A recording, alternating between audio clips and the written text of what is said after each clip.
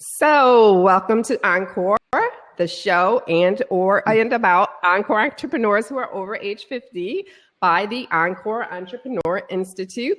I want to welcome our special guest. I can't talk today. Oh my gosh, Christine Daves. How are you? Now, hey, I'm great. Good. Christine has this wonderful book. Look what I have. Look. It's the PR for anyone. I'm just starting to read it. I got it today. I was so happy it came in time because I did want it for the show. So she's going to talk to us today about getting some press and media attention for your products. Now, I'm going to also put the link over here for that book I just showed you. So you guys, if you really like this show and like what she has to say, get her book. So there it is right there for the people who are watching live. So Christina, how are you? How are things?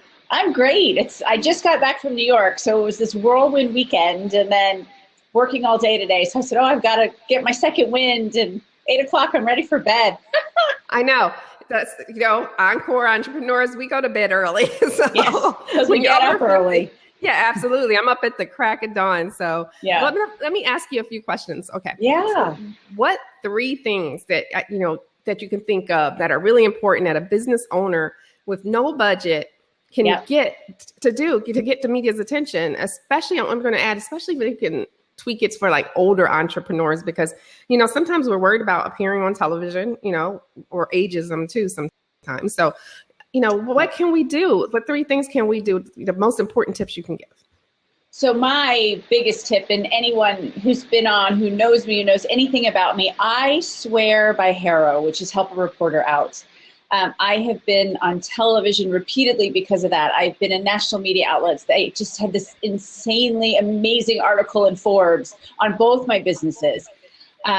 So that is like my number one resource that I use. And quickly, if you don't know what HARO is, it's a free media resource where journalists ask for sources, quotes, somebody to be a guest on their show, to be part of an article. But the trick with HARO is they might get 500 or 1,000 responses. So how do you stand out in the crowd? And that's really what I figured out. So whoever's on today or listening later, I have a free gift that you can download. It's a 4-page PDF that shows step-by-step what I do and what I have done time and time again to have success. And it's free gift from Christina.com. And just click on that. Like I said, 4-page PDF. It'll tell you exactly how to do it, exactly how to have success. So that's, if you do nothing else, do that. That's like my number one thing. The next, number 2, is learn how to make your business newsworthy. Learn how to get creative and find ways that, okay, great. So I have, and people who don't know what I have a business that I have fashion accessories for medical boots. So I don't always pitch that necessarily. I've been on television for National Healthy Foot Month. I've been on television when the talent is in a boot. I've been on television, how to take your idea from napkin to marketplace. So it's, what can you do that's entertaining to an audience? And then number 3, put all that together and start locally. Because your local newspapers, magazines, even local television, they're always looking for good stories and good things to put on. And that's just a super easy way to get started, get your feet wet, get used to interviews before you tackle something bigger like national television. Okay, how do you get their attention, the local people? Let's start with that. How do you do that? Like, do you just send them an email? Yeah, but again, you want a story that's entertaining to their audience. Now, when you're new, that's an entertaining story. I used to own a retail store, and that was that was good news. When we opened, when we had our grand opening and we invited the mayor, we had this big ribbon cutting ceremony, and we were carrying all the top lines in the retail industry that nobody in our county had. So that was news for the county. So what is it that you can share in your story that makes you interesting and newsworthy to your local community? Okay. And do you have a third thing, especially for older entrepreneurs? Well, so I said HARO. News. I don't know, and I did just have the ageism thing happen to me. There's a news. Oh yeah. There's a new television show that came out, and they loved me on the phone, and they loved my product. And, you know, if you look at my picture, I probably don't look my age. And they flat out asked me what my age was. And I knew right then and there, I was like, oh, I'm not going to be on this show, am I? And I wasn't, because the demographic was younger. Mm-hmm. But I don't know that you necessarily pitch based on your age. I would think if you have a product that is geared towards the over 50 market, towards the boomers, towards, you might want to pitch, well, you always want to pitch where your customer is. That's absolutely, you have to do your research. You have to know your demographic. And if you have a product for somebody who's 55, don't pitch it to 17 magazine just to get exposure for it. You want to, the whole point of publicity is to sell your product, service, or brand, to get exposure for it and to get customers and to sell product. Mm-hmm. So again, just learning how to make your business newsworthy is probably the key to anything. You know, what creative things can you do? How can you tie in seasonality? I told you I was on in April for National Healthy Foot Month. It was just kind of a crazy pitch, but they liked it. It was something different, and they put me on for that. So it's just figuring out whether it's tips or controversy or seasonality or trends, breaking news. You know, that happens all the time. If, you know, there's a plane crash and your expertise is, you know, you worked for air traffic control for the last 20 years and now you're an independent consultant. Well, that's a great thing. You can pick up the phone and say, hey, I can talk to you. Everything that just happened, I can explain it. I have a client in the food safety industry, and I told him, I'm like, every time, you know, Chipotle, right then and there, that would have been the perfect thing to pitch for him. You know, and there's peanut butter issues, anything like that. This morning on the Today Show, they did a whole segment about safety of car seats and coats. And I have a former client who has a patented coat that's for the car seat because of those studies that she did years ago. So I'm emailing her right away, and I said, oh my gosh, here's the link, Today Show, start, you know, push. This is your time to be the expert. You have a patented product based on this research that you did 5 years ago. Wow. No, that's really, really important. I think it's important to pay attention to when things come out. So Haro comes out 3 times a day. I call it Haro. It comes out 3 times. I really know how to pronounce that. I don't really know.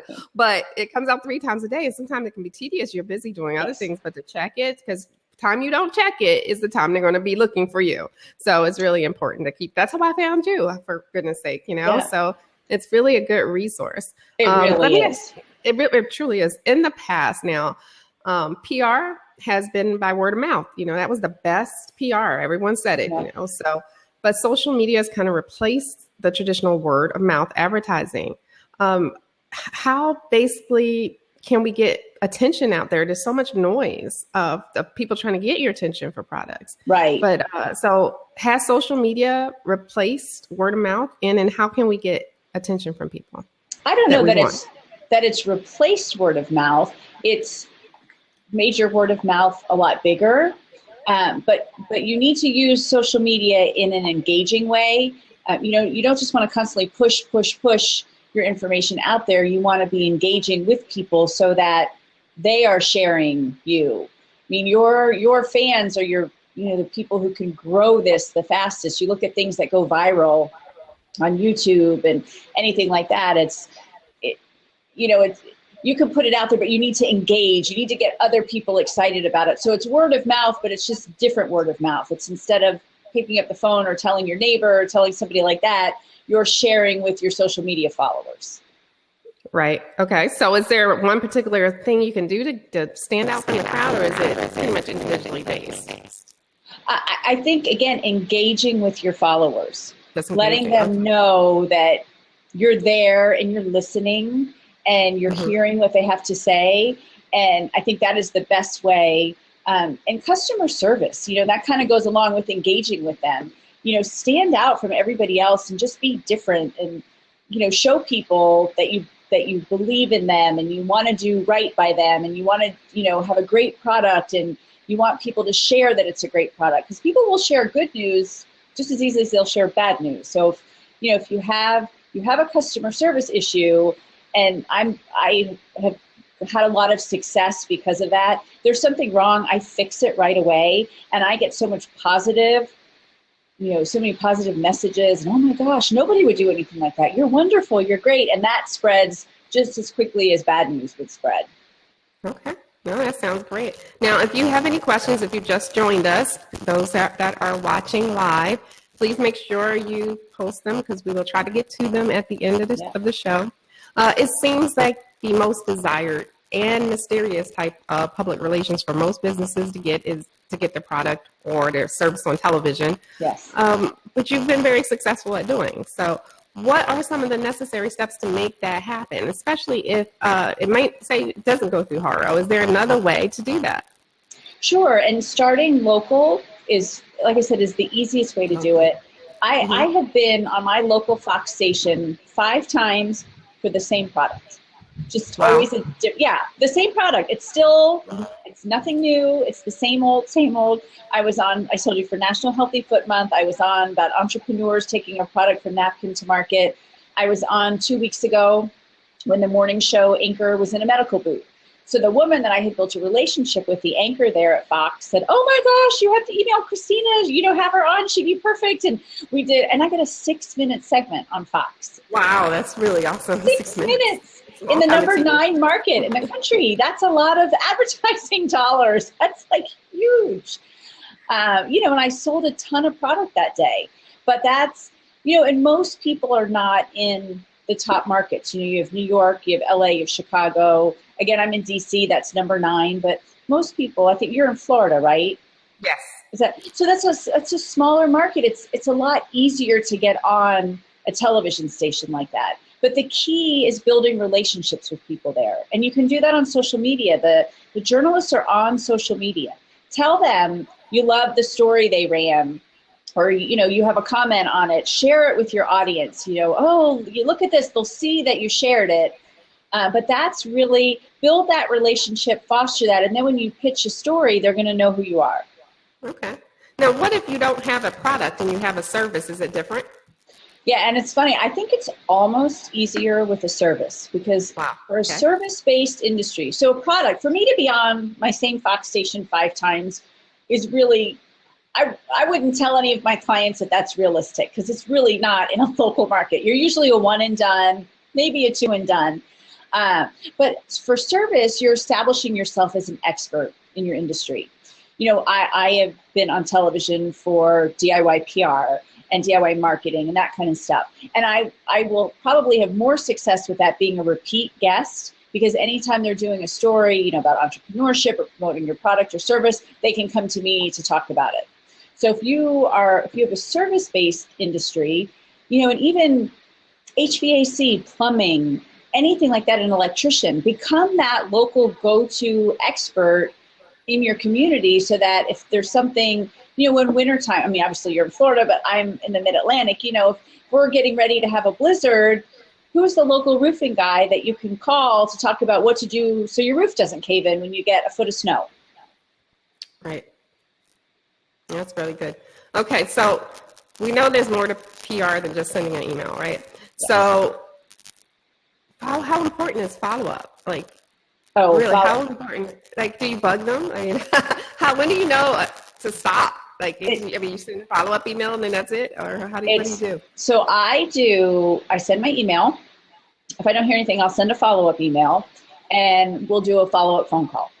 And after that, now I have interviewed tons of journalists though, and they all say it's okay to keep pitching them, say once a month, as long as it's a different story idea or a different angle on the story. Just because you don't hear doesn't mean it's a no. I pitched a magazine out in Vail a couple years ago, never heard a thing, and then a year later they said, oh, you pitched us, it didn't fit last year, it fits this year, are you still doing this? Can you send us high-res photos? So there's, no is not always no, it could be a not now. But that's kind of the key to that. Okay. Well, Oprah used to be the one show, she made stars, where your company would get mega exposure. Yeah. Is there one show today that everyone wants to be on to showcase their product or to be an expert? What's the new Oprah? That's what I want to know. In my opinion, I would say Shark Tank. Shark Tank. Oh my gosh, I haven't even watched that show yet, to be honest. I know, hush my mouth. Oh, I'm so sorry. I haven't missed an episode. But the difference is, and I will tell you my story. So I had applied, and I got through the first round and the second round and the third round, and I got cut at the very end, right before I was supposed to go to LA, and I was devastated. Oh, no. I mean, devastated.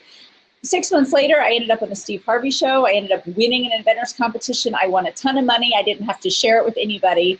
And I know tons of my friends who have been on Shark Tank. Now, I just was at an event where Kevin O'Leary spoke. They get 100,000 applications now for Shark Tank. Yeah, that's a lot. It's a lot.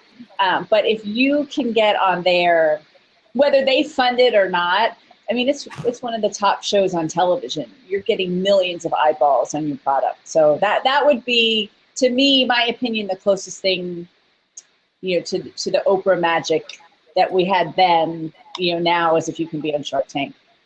All right. Well, I just want to pause for a moment just to show her book one more time. PR for Anyone. And I am putting the link over there just in case you're interested. I'm reading this. I just got it today, so I'm really excited to look for all the different opportunities and tips in here as I start to publish my own book. And I'm promoting Encore Entrepreneur Institute, so I will definitely be taking your advice. Now, we have a couple of questions, but I'm going to get to them in a second. But how important is it to have a media plan? Like, should you have it like a business plan and written out, like from start to beginning? And what do you put in it? I mean, what would yours look like, for instance? So what I work with my clients on is I think everybody should have one pitch per month. Something evergreen that you can pitch, that you're regularly staying in front of the journalists, whether it has to do with New Year's and organization and resolutions and, February, if you can tie your business to Valentine's Day and spring and summer, whatever it is, you really should have at least one pitch a month that you're pitching. And then when there's something that's breaking news or trending or something happens, you've got kind of that that they're going to recognize you, and you're going to have this core group of journalists that you're pitching, and you're going to follow them on social media, and you're going to share their work, and you're going to just start really fostering a relationship. And I also say, and this is, I think, a big part of my success on Fox, is that I will refer other people to them that have nothing to do with me. But if I see a really good story idea, as a matter of fact, I just did that for Parade Magazine, and I have a colleague who's going to be in February. It's nothing to do with my business at all, but they were so excited. We picked something for Random Acts of Kindness Day, and it's perfect for them. So now they're going to remember me because I did something for them. So if there's an opportunity for me, you just kind of have your foot in the door a little bit with them. Well, keep us in mind for older entrepreneurs. If anyone's ever talking to you about that, send them my way, because we definitely could use the publicity as well. Well, and AARP is the #1 circulating magazine in the country. So that's, for the over 50 group, I mean, you should be reading that magazine cover to cover. How can you fit into it? Who's writing the stories? Find them on social media, connect with them, and those are the people, that's where you want to be. Oh, absolutely. We're working with them, the Small Business Association, SCORE. We're trying to establish and nurture relationships right now. So, one question: how politics can use public relations? I'm not sure what you meant by that, Shang Dash, but how does politics mean? Can you use politics to promote your product somehow in the news? If you want to clarify that a little bit. Yeah, I mean, if that's what you're saying, I mean, I use Donald Trump as an example all the time, and I'm not saying one way or the other where my politics lie, but he is the king of spin. And and I just haven't had time, but I would like to write a blog post about that. So yeah, if you can tie something that your business does to politics, absolutely. You could do that and use that to try to get exposure. And I actually interviewed somebody, this is before Donald Trump was running for president. They were building a golf course in our community, and he wrote an article that said what I learned from Donald Trump. And would you believe, about a week later, his phone rang, and they said, would you hold for Donald Trump? And he was on the phone. And Donald Trump said to him, you're getting all this publicity because of me. And he said, yes, I do. So, you can definitely do that. Yeah. Well, I'm trying to keep our shows now because we used to do hour-long shows, and they can easily happen live, but a lot of people don't want to watch for an hour replays. If I saw we lost a video for some of our live audience. I'm not sure if everyone did, but if you did, we have a replay that you can always, find out what you missed because we kept recording. But I want to thank you, Christina Daves, for coming on Encore, the show for entrepreneurs ages 50 plus. I just want to let you guys know that our next interview on Encore will be on Monday, December 21st at 8 p.m. with Tina Handline. She's an attorney, and she's going to be discussing how to bulletproof your business from counterfeiters and to protect your property, because it is a huge problem. And once you get caught in that, it's really, people feel helpless. Like there's nothing they can do because it's international and there are different rules internationally. I just want to also make a note because Blab hasn't changed it yet on our profile, but our new Twitter handle is Encore Institute, not Encore Book. We're trying to keep our brand consistent now. So Encore Institute, and I hope it will change eventually and catch up to our new name. So make sure you follow us both on Twitter and Blab, because we will be doing a lot more interesting things, and I hope to have you back on the show again, Christina, so we can talk even more. Thank you. I appreciate Absolutely. it. And if you all can just retweet, that will let all your followers know about our replay, and I really appreciate it, and I will see you all soon. Take care. Great. Thank you.